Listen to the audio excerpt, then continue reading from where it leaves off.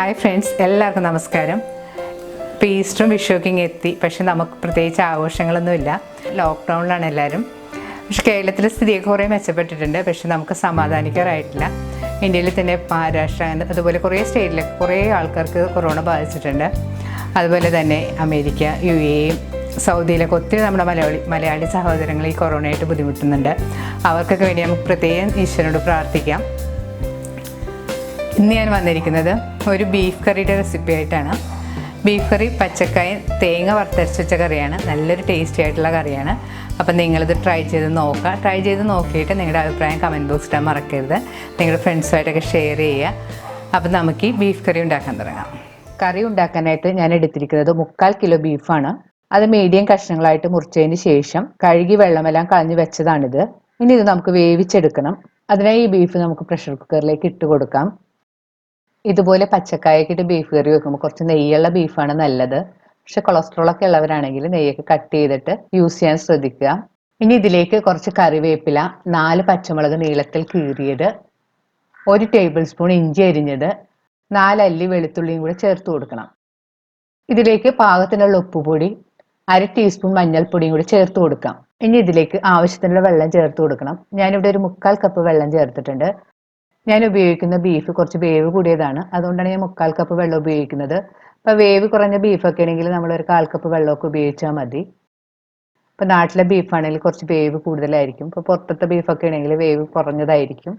അപ്പോൾ കുറച്ച് വെള്ളം ഒഴിച്ചിട്ട് വേവിച്ചാൽ മതി. ഇനി ഒരു സ്പൂൺ കൊണ്ടൊന്ന് നന്നായിട്ട് മിക്സ് ചെയ്ത് യോജിപ്പിക്കാം. അതിന് ശേഷം പ്രഷർ കുക്കർ മൂടി ഇതൊന്ന് വേവിച്ചെടുക്കണം. കുക്കർ സ്റ്റവിൽ വെച്ച് ഒരു വിസിൽ വന്നു കഴിയുമ്പോഴത്തേക്കും സ്റ്റവ് ഒരു മീഡിയം ഫ്ലെയിമിൽ വെച്ച് കുക്ക് ചെയ്താൽ മതി. ഇപ്പം ഞാൻ ഉപയോഗിക്കുന്ന ബീഫ് കുറച്ച് വേവ് കൂടുതലായത് കാരണം മീഡിയം ഫ്ലെയിമിൽ ഒരു 15 മിനിറ്റ് വെച്ചാണ് ഞാൻ കുക്ക് ചെയ്തത്. ഇപ്പോൾ ചില ബീഫിനാണെങ്കിൽ അത്ര വേവൊന്നും ഉണ്ടാവില്ല. അപ്പോൾ 2-3 വിസിൽ വന്നു കഴിയുമ്പോഴത്തേക്കും നമുക്ക് ഓഫ് ചെയ്യാം. അപ്പോൾ ബീഫ് വേവിക്കുമ്പോൾ ശ്രദ്ധിക്കേണ്ടത് നിങ്ങൾ ഉപയോഗിക്കുന്ന ബീഫിൻ്റെ പാകം നോക്കി നിങ്ങൾ വേവിച്ചെടുക്കാൻ ശ്രദ്ധിക്കണം. ബീഫ് വെന്തൊന്നും ഉടഞ്ഞു പോകരുത്. ഇനി നമുക്ക് കായൊക്കെ ഇട്ട് വേവിക്കാനുള്ളതാണ്. സ്റ്റവ് ഓഫ് ചെയ്തതിന് ശേഷം കുക്കറിൻ്റെ സ്റ്റീമെല്ലാം പോകാനായിട്ട് മാറ്റി വെക്കാം. ബീഫിൽ ചേർക്കാനായിട്ട് ഞാൻ ഈ സൈസിലുള്ള 2 പച്ചക്കായാണ് എടുത്തിരിക്കുന്നത്. ഇനി നമുക്ക് അതിൻ്റെ തൊലിയെല്ലാം ഒന്ന് കളഞ്ഞ് കഷ്ണങ്ങളായിട്ട് മുറിച്ചെടുക്കാം. ഒരു ബൗളിൽ ഞാനിവിടെ കുറച്ച് വെള്ളം എടുത്ത് വെച്ചിട്ടുണ്ട്. ഇതിലേക്ക് ഒരു 1/2 ടീസ്പൂൺ ഉപ്പുപൊടിയും 1/2 ടീസ്പൂൺ മഞ്ഞൾപ്പൊടിയും കൂടി ചേർത്ത് കൊടുക്കാം. ഇതിലേക്ക് നമുക്ക് കായ അരിഞ്ഞിടാൻ വേണ്ടിയിട്ടാണ്. അപ്പോൾ കായ അരിഞ്ഞിടുമ്പോഴത്തേക്ക് അതിൻ്റെ കറിയൊക്കെ പോയി കിട്ടാൻ ഇതുപോലെ ചെയ്താൽ മതി. ഇനി കായയുടെ പുറത്തെ തൊലി നമുക്ക് ഇതുപോലെ മുറിച്ച് മാറ്റാം. കായ തൊലി കളഞ്ഞെടുത്തതിന് ശേഷം ഞാൻ ഇതുപോലെ ഈ വീഡിയോയിൽ കാണുന്ന പോലെയാണ് മുറിച്ചെടുത്തിരിക്കുന്നത്. നമ്മൾ കുറച്ച് വലിയ കഷ്ണങ്ങളായിട്ട് വേണം മുറിച്ചെടുക്കാനായിട്ട്. തീരെ ചെറിയ കഷ്ണങ്ങളൊക്കെ ആയിട്ട് മുറിച്ചെടുത്തിട്ടുണ്ടെങ്കിൽ പെട്ടെന്ന് കായ വെന്തുടഞ്ഞു പോകും. 2 കായ നമുക്ക് ഇതേപോലെ തൊലി കളഞ്ഞ് മുറിച്ച് ഈ വെള്ളത്തിലിട്ട് വെക്കാം. അപ്പോൾ അതിൻ്റെ കറിയൊക്കെ പോയി കിട്ടും. കായ മുറിച്ച് വെള്ളത്തിലിട്ട് വെച്ചത് കൈ കൊണ്ടൊന്ന് നന്നായിട്ട് തിരുമ്മി കഴുകിയെടുക്കണം. അതിനുശേഷം ഈ വെള്ളം കളഞ്ഞിട്ട് 2 പ്രാവശ്യം വേറെ വെള്ളം ഒഴിച്ചിട്ട് നമുക്കൊന്ന് കഴുകിയെടുക്കാം. അപ്പോൾ അതിൻ്റെ കറിയൊക്കെ നന്നായിട്ട് പോയി കിട്ടിയിട്ടിട്ട് ഇത് നമുക്ക് മാറ്റി വെക്കാം. ഇപ്പോൾ കുക്കറിൻ്റെ സ്റ്റീമെല്ലാം പോയിട്ടുണ്ട്. ഇനി നമുക്ക് തുറന്ന് നോക്കാം. ഒരു പീസ് ബീഫ് എടുത്തിട്ട് വെന്തിട്ടുണ്ടോ എന്ന് നോക്കാം. അപ്പോൾ ഇറച്ചി പാകത്തിന് വെന്ത് വന്നിട്ടുണ്ട്. ഇനി ബീഫിലേക്ക് നമുക്ക് പച്ചക്കായം കൂടി ചേർത്ത് കൊടുക്കാം. വെള്ളം കുറവാണെങ്കിൽ നിങ്ങൾ കുറച്ച് വെള്ളം കൂടി ചേർത്ത് കൊടുക്കാം. ഞാനിതിൽ വെള്ളമൊന്നും ചേർക്കുന്നില്ല. ഇതിൽ പാകത്തിന് വെള്ളമുണ്ട്. കായ ചേർത്തതിന് ശേഷം സ്പൂൺ കൊണ്ടൊന്ന് നന്നായിട്ട് മിക്സ് ചെയ്ത് കൊടുക്കാം. ഇനി കുക്കർ മൂടി ഇതൊന്ന് വേവിച്ചെടുക്കണം. വേവിക്കുമ്പോൾ ശ്രദ്ധിക്കേണ്ടത് ഒറ്റ വിസിൽ വരുമ്പോഴത്തേക്ക് സ്റ്റവ് ഓഫ് ചെയ്യണം. കൂടുതൽ നേരമൊന്നും വേവിക്കരുത്. കൂടുതൽ സമയമെല്ലാം വേവിച്ചിട്ടുണ്ടെങ്കിൽ പച്ചക്കായ വെന്തുടഞ്ഞു പോകും. ഇപ്പോൾ ഒരു സ്റ്റീം വന്നിട്ടുണ്ട്. ഇനി നമുക്ക് സ്റ്റവ് ഓഫ് ചെയ്തിടാം. കുക്കറിൻ്റെ സ്റ്റീം എല്ലാം പോയിട്ടുണ്ട്. ഇനി നമുക്ക് തുറന്ന് നോക്കാം. പച്ചക്കായ കാണുന്ന പോലെ നല്ല പാകത്തിന് വെന്ത് വന്നിട്ടുണ്ട്. ഒട്ടും വെന്തൊന്നും ഉടഞ്ഞു പോയിട്ടില്ല. ഇനി ഇത് മാറ്റി വെച്ചതിന് ശേഷം നമുക്ക് കറിക്കുള്ള അരപ്പിനുള്ള ഇൻഗ്രീഡിയൻസ് ഒക്കെ ഒന്ന് വറുത്തെടുക്കാം. തേങ്ങ വറുത്തെടുക്കാനായിട്ട് ഒരു ചീനച്ചട്ടി ചൂടാക്കാൻ വെച്ചിട്ടുണ്ട്.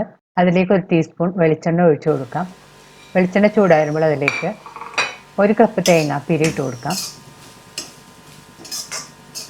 തേങ്ങാപ്പീരി ഇട്ടതിന് ശേഷം സ്റ്റവ് ഒരു ലോ മീഡിയം ഫ്ലെയിമിൽ വെച്ച് കൈ എടുക്കാതെ ഇളക്കിക്കൊണ്ടിരിക്കണം. പെട്ടെന്ന് അടിയൊക്കെ കരിഞ്ഞു പോകും.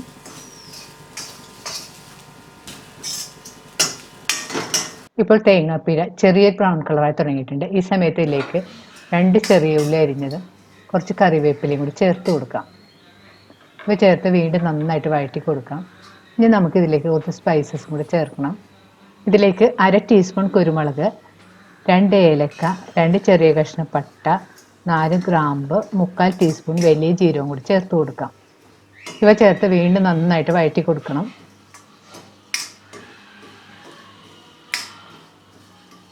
ഇപ്പോൾ തേങ്ങ നല്ല ബ്രൗൺ കളറായി തുടങ്ങിയിട്ടുണ്ട്. ഇനി ഇതിലേക്ക് നമുക്ക് ഇതിനാവശ്യമുള്ള പൊടികളും കൂടി ചേർത്ത് കൊടുക്കാം. ഇതിലേക്ക് 1/2 ടേബിൾ സ്പൂൺ മല്ലിപ്പൊടിയും, 1/2 ടീസ്പൂൺ മഞ്ഞൾപ്പൊടിയും, 2 ടീസ്പൂൺ മുളക് പൊടിയും, 1/2 ടീസ്പൂൺ ഗരം മസാലപ്പൊടിയും കൂടി ചേർത്ത് വീണ്ടും നന്നായിട്ട് വഴറ്റി കൊടുക്കാം. പൊടികൾ ചേർത്തതിന് ശേഷം ലോ ഫ്ലെയിമിൽ വെച്ച് വറുക്കണം. 2 മിനിറ്റ് വറുത്താൽ മതി. അതിന് ശേഷം സ്റ്റവ് ഓഫ് ചെയ്ത് നമുക്കൊന്ന് തണുക്കാനായിട്ട് മാറ്റി വെക്കാം.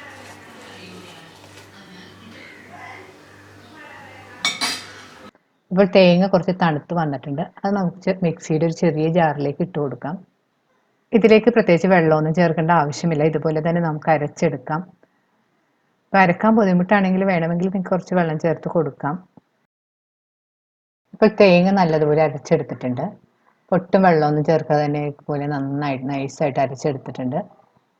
ഇനി നമുക്ക് കറി ഉണ്ടാക്കാൻ തുടങ്ങാം. കറി ഉണ്ടാക്കാനായിട്ട് ഞാനൊരു പാൻ ചൂടാക്കാൻ വെച്ചിട്ടുണ്ട്. പാൻ ചൂടാകുമ്പോൾ അതിലേക്ക് 2 ടേബിൾ സ്പൂൺ വെളിച്ചെണ്ണ ഒഴിച്ച് കൊടുക്കാം. വെളിച്ചെണ്ണ നല്ലതുപോലെ ചൂടാകുമ്പോൾ അതിലേക്ക് 1/2 ടീസ്പൂൺ കടുക് ഇട്ട് പൊട്ടിക്കണം. കടുക് നല്ലതുപോലെ പൊട്ടി വരുമ്പോൾ കറിവേപ്പിലയും 1 ടേബിൾ സ്പൂൺ വെളുത്തുള്ളി ചോപ്പ് ചെയ്തതും 1 സവാള നേരിയതായിട്ട് അരിഞ്ഞതും ചേർത്ത് കൊടുക്കണം. ഇവ ചേർത്തതിന് ശേഷം സ്പൂൺ കൊണ്ട് നന്നായിട്ട് വഴറ്റി കൊടുക്കാം. ഇപ്പോൾ സവാള ഒരു ചെറിയ ബ്രൗൺ കളറായി തുടങ്ങിയിട്ടുണ്ട്. ഈ സമയത്ത് നമുക്ക് ഇതിലേക്ക് അരച്ചു വെച്ചിരിക്കുന്ന അരപ്പ് ചേർത്ത് കൊടുക്കാം. അരപ്പ് ചേർത്തതിന് ശേഷം സ്റ്റവ് ഒരു ലോ ഫ്ലെയിമിൽ വെച്ച് 2-3 മിനിറ്റ് വീണ്ടും നന്നായിട്ട് വഴറ്റി കൊടുക്കണം.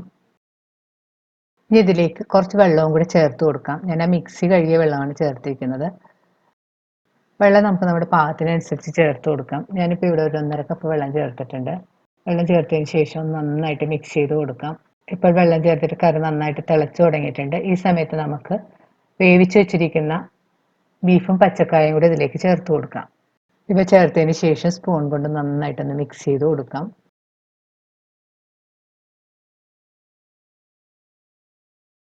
കറി കൂടുതൽ വെള്ളം പോലെ ആയി പോകാനും പാടില്ല, കൂടുതൽ തിക്കായി പോകാനും പാടില്ല. അതിനിടയിലുള്ള ഒരു കുറിയ കൺസിസ്റ്റൻസിയിൽ വേണം ഇരിക്കാനായിട്ട്.